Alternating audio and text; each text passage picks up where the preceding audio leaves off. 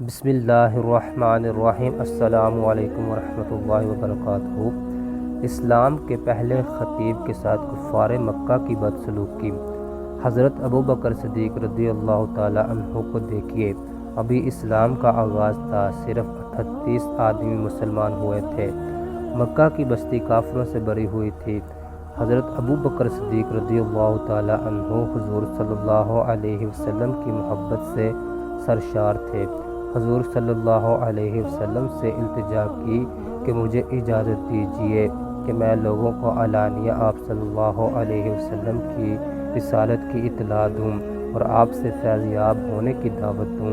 آپ صلی اللہ علیہ وسلم نے فرمایا، اے ابو بکر، ابھی ذرا صبر سے کام لو، ابھی ہم تعداد میں کم ہیں۔ حضرت ابوبکر صدیق رضی اللہ تعالی عنہ پر غلبہ حال طاری تھا۔ انہوں نے پھر اصرار کیا، حتیٰ کہ حضور صلی اللہ علیہ وسلم نے اجازت دے دی۔ حضرت ابوبکر صدیق رضی اللہ تعالی عنہ نے بے خوف و خطر لوگوں کو اللہ اور اس کے رسول صلی اللہ علیہ وسلم کی طرف دعوت دی۔ حافظ ابن کثیر رحمۃ اللہ علیہ لکھتے ہیں کہ حضور صلی اللہ علیہ وسلم کی بعثت کے بعد حضرت ابوبکر صدیق رضی اللہ تعالی عنہ پہلے خطیب ہیں جنہوں نے لوگوں کو اللہ اور اس کے رسول صلی اللہ علیہ وسلم کی طرف بلایا۔ مشرکین مکہ آپ پر ٹوٹ پڑے، آپ کو سخت پیٹا اور روندا۔ عتبہ بن ربیع نے آپ کے چہرے پر بے تحاشا تھپڑ مارے۔ آپ قبیلے بنو تمیم سے تھے۔ آپ کے قبیلے کے لوگوں کو خبر ہوئی تو وہ دوڑے ہوئے آئے، مشرکین سے انہیں چھڑا کر ان کے گھر چھوڑ آئے۔ حضرت ابوبکر صدیق رضی اللہ تعالی عنہ بے ہوش تھے اور لوگوں کا خیال تھا کہ وہ جانور نہ ہو سکیں گے۔ وہ دن بھر بے ہوش رہے۔ جب شام ہوئی تو آپ کو ہوش آیا۔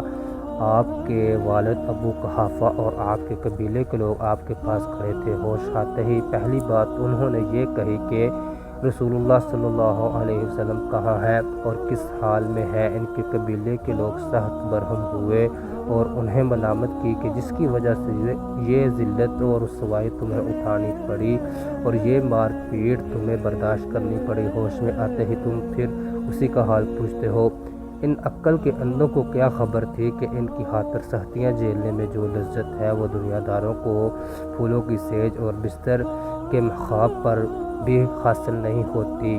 ان کے قبیلے کے لوگ مایوس ہو کر اپنے گھروں کو لوٹ گئے اور ان کی ماں ام الخیر سے کہہ گئے کہ جب تک محمد رسول اللہ صلی اللہ علیہ وسلم کی محبت سے یہ باز نہ آ جائے، اس کا بائیکاٹ کرو اور اسے کھانے پینے کو کچھ نہ دو۔ ماں کی ممتا تھی، جب جی بھر آیا کھانا لا کر سامنے رکھ دیا اور کہا کہ دن بھر کے بھوکے ہو، کچھ کھا لو۔ حضرت ابوبکر صدیق رضی اللہ تعالی عنہ نے کہا کہ ماں، اللہ کی قسم میں کھانا نہیں چکھوں گا اور پانی کا گھونٹ تک نہیں پیوں گا جب تک حضور صلی اللہ علیہ وسلم کی زیارت نہ کروں۔ حضرت عمر رضی اللہ تعالی عنہ کی بہن ام جمیل آ گئی اور بتایا کہ حضور صلی اللہ علیہ وسلم بخیریت ہیں اور دارہ ارقم میں تشریف فرما ہے۔ حضرت ابوبکر صدیق رضی اللہ تعالی عنہ زخموں سے چور تھے، چلنے کے قابل نہ تھے۔ اپنی ماں کا سہارا لے کر بارگاہ رسالت میں حاضر ہوئے۔ حضور صلی اللہ علیہ وسلم ان پر جھک پڑے اور انہیں چوما۔ حضور صلی اللہ علیہ وسلم پر سخت گرا طاری تھا۔ اللہ کی لاکھ لاکھ رحمتیں ہوں اس عظیم و جلیل القدر صحابی پر۔ اللہ ہمیں ان کی صحیح اتباع نصیب فرمائے، آمین۔